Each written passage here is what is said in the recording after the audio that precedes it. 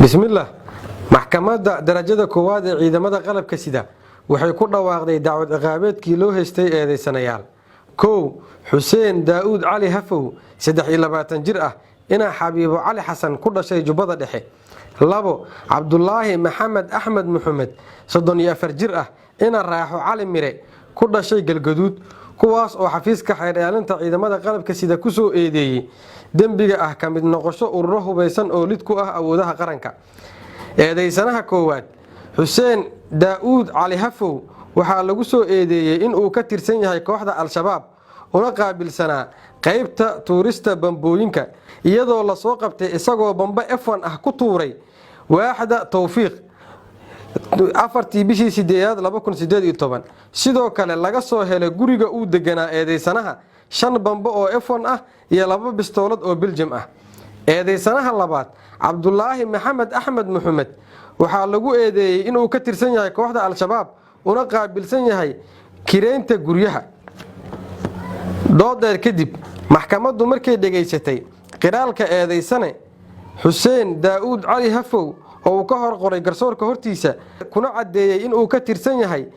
kooxda Al-Shabaab una qaabilsanaa tuurista bambooyinka gacanta laga tuuro ciidamada amniguna ay soo qabteen markii uu bam gacmeed ku tuuray rugta booliiska waaxda Tawfiiq 4 bishii 8 2018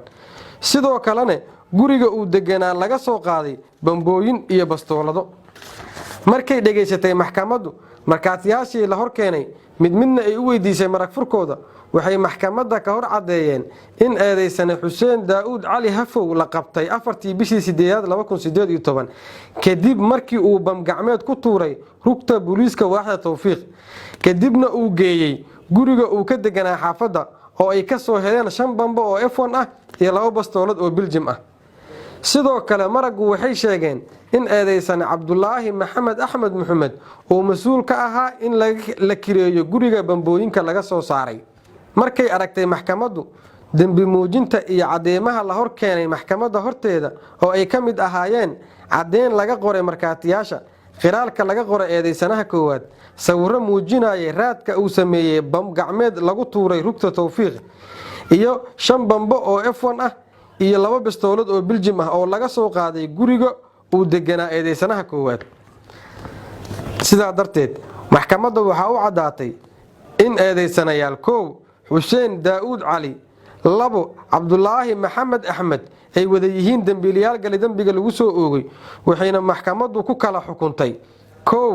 Xuseen Daawud Cali Hafow 15 sano oo xabsi ciidan ah 2 Cabdullaahi Maxamed Axmed Muhammad 1 sano oo xabsi ciidan ah cidii aan ku qanacsanayn xukunka maxkamadda waxa uu furan racfaan wabillahi tawfiiq